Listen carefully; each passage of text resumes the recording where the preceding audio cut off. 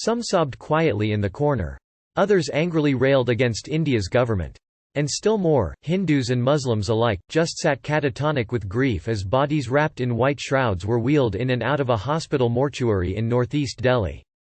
The scenes captured the grim aftermath of the worst communal violence to hit India's capital in nearly 3 decades, triggered by Hindu groups who attacked mostly Muslim protesters demonstrating against Prime Minister Narendra Modi's new religion-based citizenship law. At least 30 people died and more than 200 were injured over 3 days of rioting, according to the most recent tally from the state-run Guru Tegh Bahadur Hospital. Millions in India could end up in Modi's new detention camps.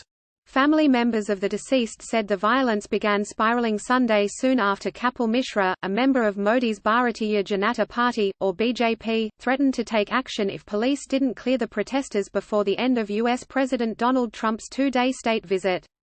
By the time the American leader showed up on Monday, the violence had already spun out of control.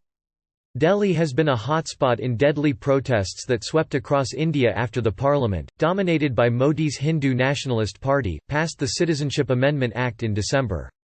The measure, which fast-tracks citizenship for religious minorities from neighbouring countries but excludes Muslims, became a lightning rod in the city's local elections this month. Some BJP members even exhorted mobs to violence against those protesting the law.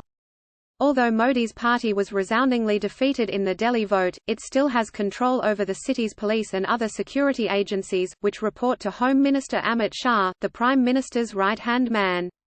A 2-judge bench of the Delhi High Court upbraided the city's police for not controlling the mobs and directed officers to ensure safe passage of ambulances to hospitals.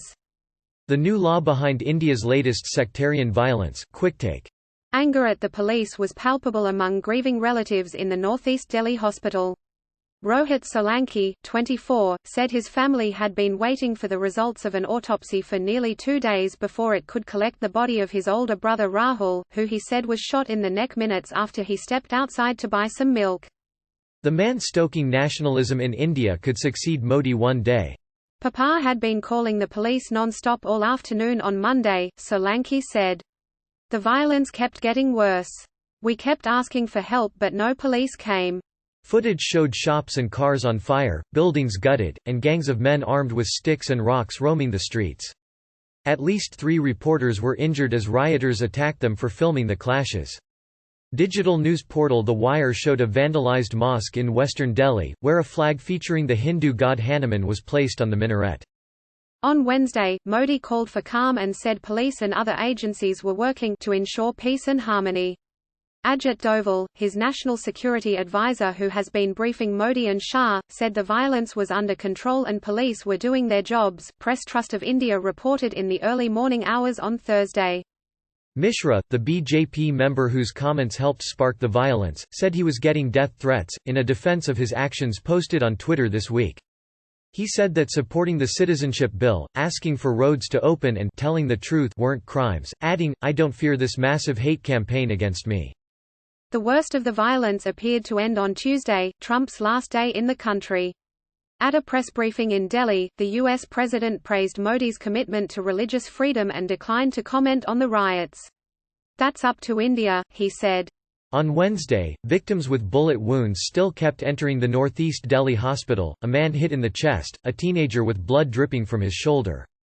Sunil Kumar, the medical superintendent of the hospital, said at least 30% of those injured had gunshot injuries and an equal number suffered blunt force trauma. Why India's students are angry, it's Muslims worried, quick take. Muhammad Imran said he had been waiting at the morgue nearly 48 hours after his 32-year-old younger brother Muhammad Furqan bled out from a bullet wound to the leg. Imran said the violence appeared pre-planned, as the police failed to act while outsiders with guns entered a neighborhood where Hindus and Muslims had long coexisted peacefully. If the government wanted to, it could have stopped it on Sunday, he said. The police stood there and did nothing. They were even instigating the crowds. Most of those waiting at the morgue said the violence had abated in their neighborhoods for now, but tensions remained high. "We are afraid," Imran said. "Who can say what will happen tomorrow?" With assistance by Bibudatta Pradhan.